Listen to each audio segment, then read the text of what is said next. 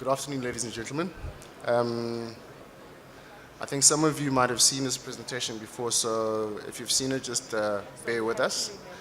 But it does answer the issues around the national broadband policy.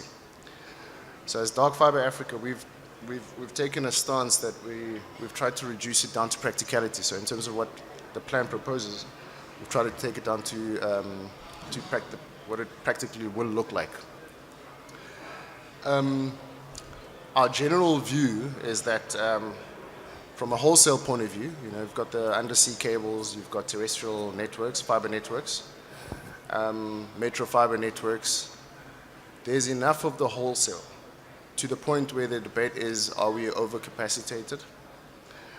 We view that the problems in our industry are rather lie on the access layer. So joining up those fiber networks a long distance, and the actual end consumer getting access to those fiber networks. All right, so I'll kick off with the presentation.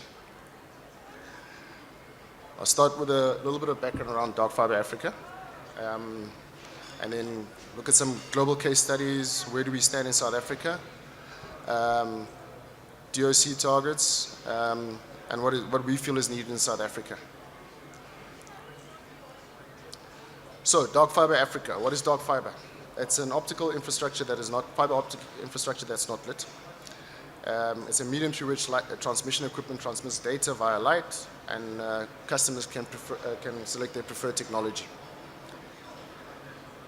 So DFA is the owner of a growing ducting infrastructure, capable of housing services such as fiber optic infrastructure. So we see our real asset as the ducting in the ground, not necessarily the fiber. Okay, so Release's fiber pays to licensed operators around the country within the borders of South Africa. We monitor and maintain this infrastructure. Our uptime currently sits at about 99.85%. So we create the highway for all sorts of vehicles to use, including LTE. And I think at this point I should mention that we're a 5-year-old company. We're sitting on 8,000 kilometers around the country. Most of this network sits in the metros.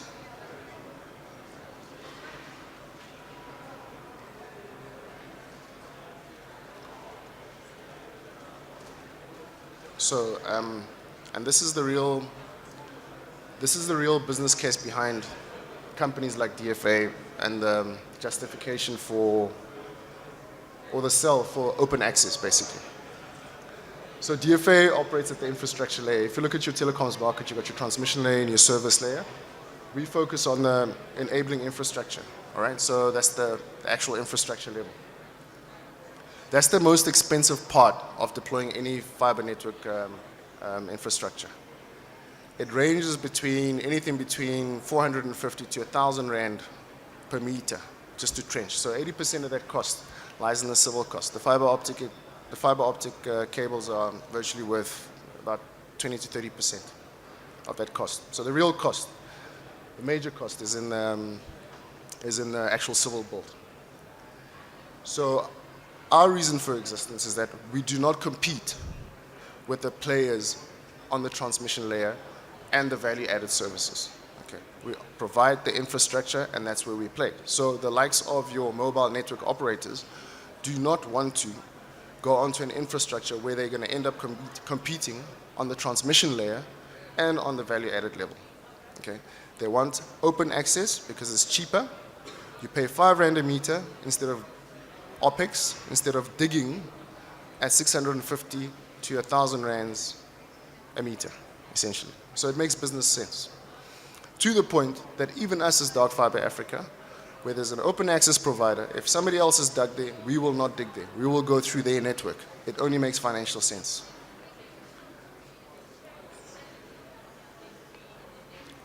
So in terms of the vision for open access, one infrastructure for everybody to use on an equal basis.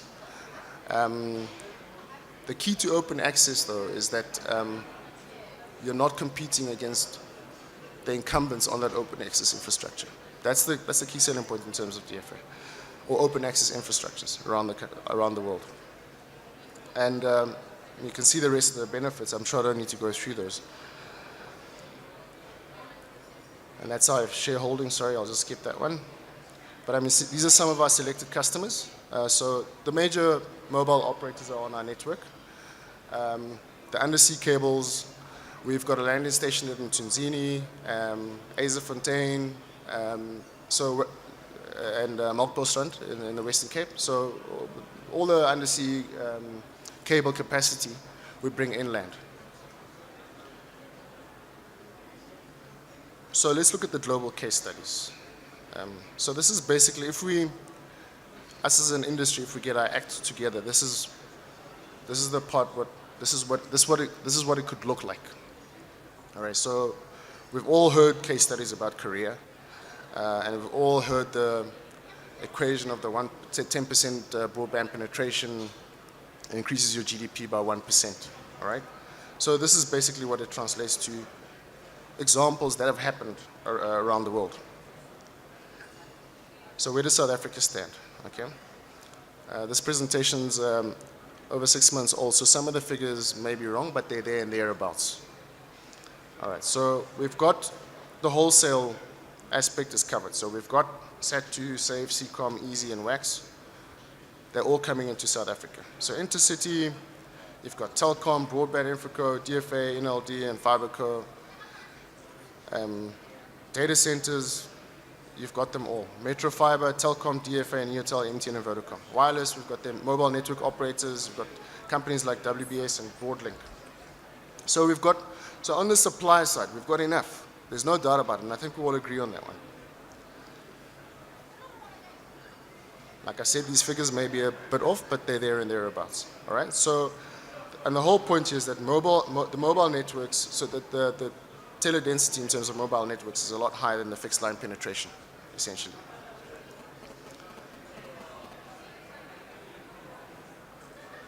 So, population of 50 million.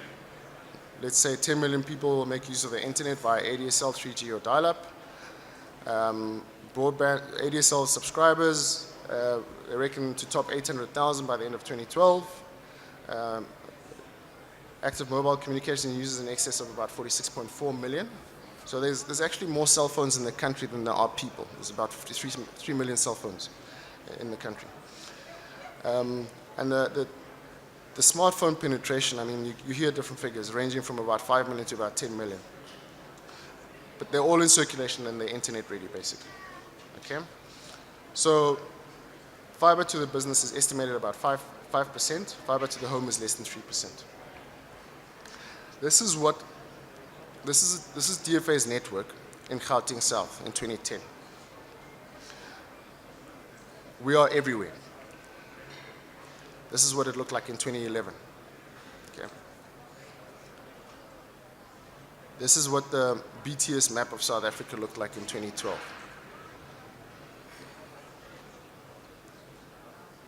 So, based on these old targets, so let's say 2014 targets, 10% household penetration by 2014. Okay, that would require significant investment in access networks, wireless or fixed fiber optic cable. In terms of commercial, 100% by 2014, 80% more likely achievable due to concentration of commerce and industry in around major cities in the country. So if you look at the top municipalities, they probably cover more than half of the commercial community.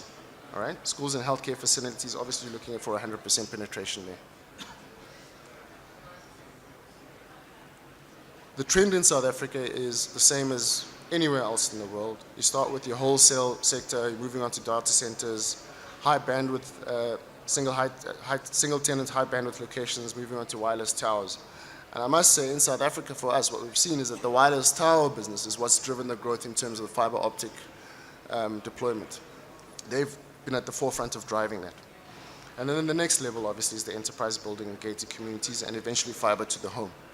The trend generally has not been backed around the world. This is where we feel we're standing. We're still in the growth phase. Wireless tower, so basically fiber to the tower is still at its peak, heading towards the enterprise building space.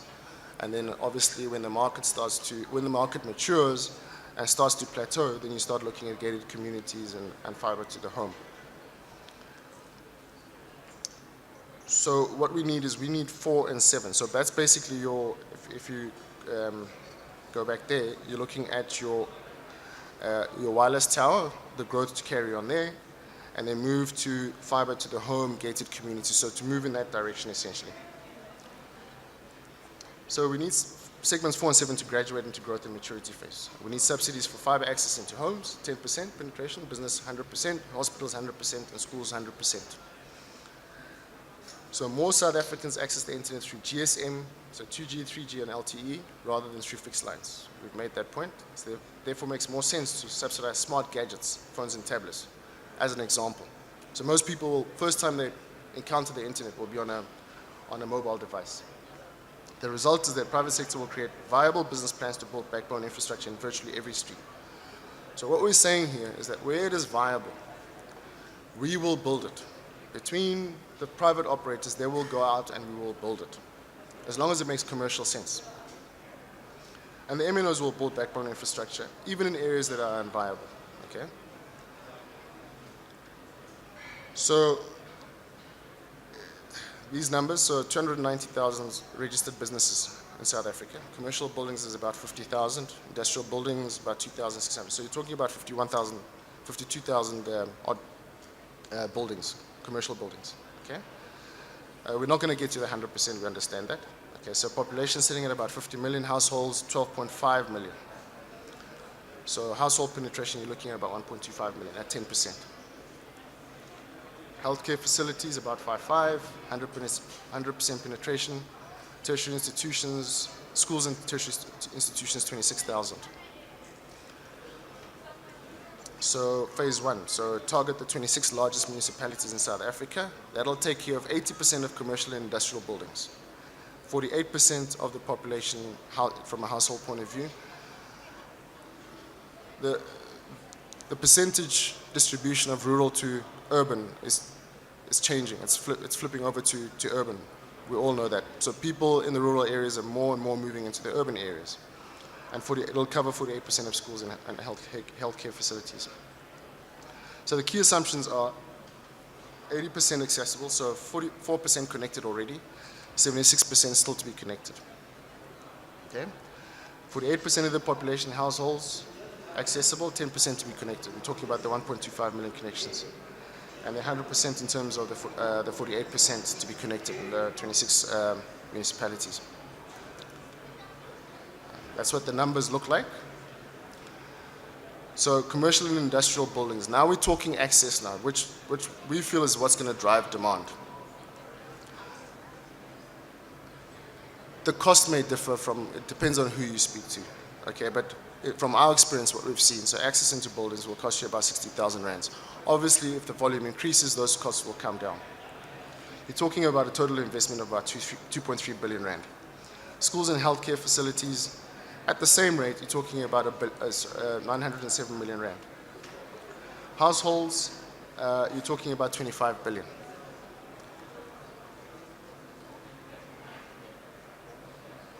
Fiber optic infrastructure, so the long haul and the metro rings, it's basically taken care of with the current incumbents. In terms of access networks, and this is the part that that's where we need to drive the volumes, because that's what will bring prices down. We've got the capacity. The end user demand is what's going to drive the cost down. So there, your ISPs, the likes of telecoms and the mobile network operators that operate in that space should be taking care of that.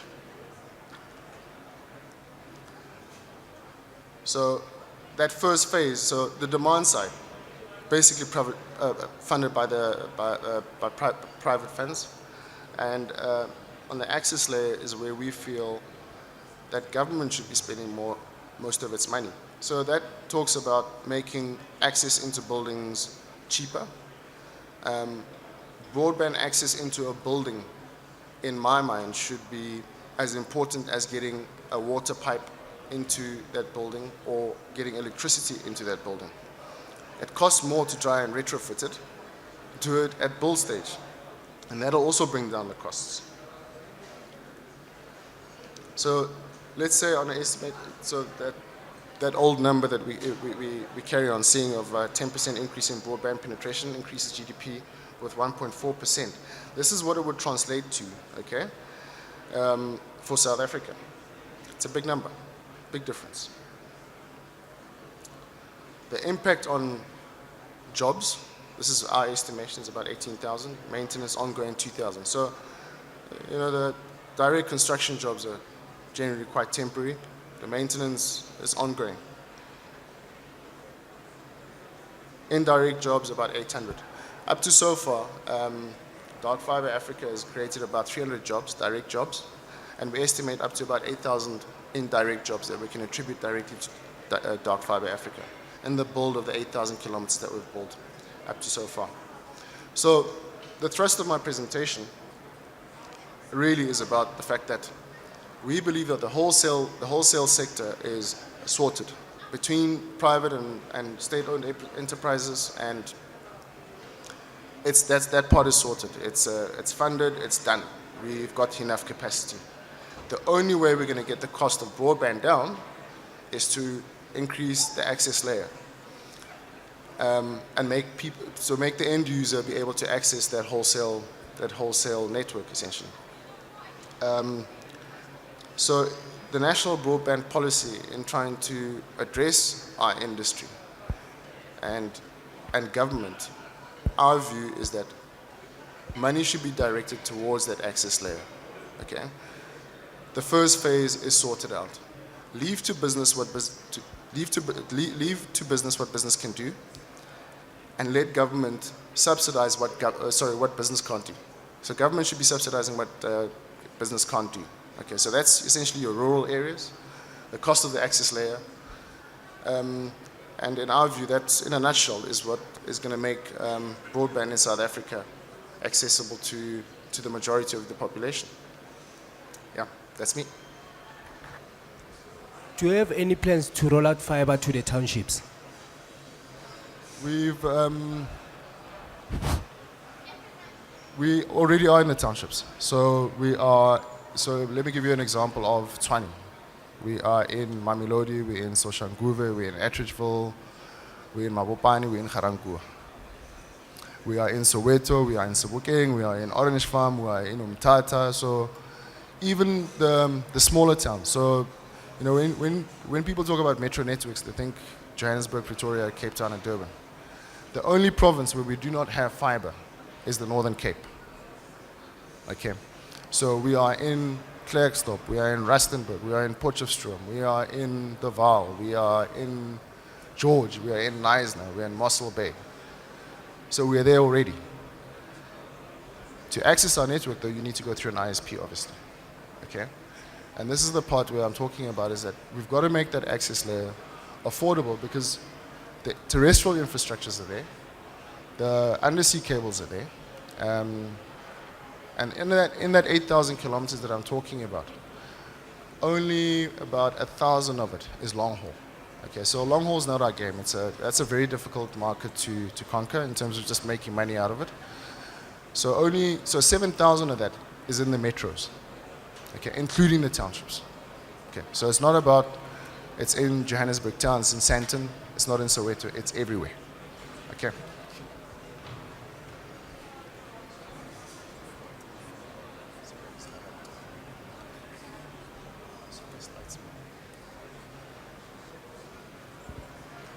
Okay, it's a follow-up from the first question. The national broadband policy prioritize underserviced areas, and what I heard is that you are more into where you can make more business, more money. How do you cater for the underserviced area in terms of the national broadband policy? I was trying to be diplomatic earlier on, and so I'm going to put it this way, in that there's enough money going around in the private sector to build the viable business plan. We've also got government duplicating that exact same infrastructure at a cost to the taxpayer. Okay? So you're getting the wholesale privately funded. Take the taxpayers' money and use it in the unviable areas, because business will never go there. On the wholesale side, there's enough competition that the wholesale side is going to drive the price down, but you also need the take up on the, on the demand side. So let them spend money there, subsidize that part, okay, in terms of all the money they're using, duplicating the current network, and then we're sorted.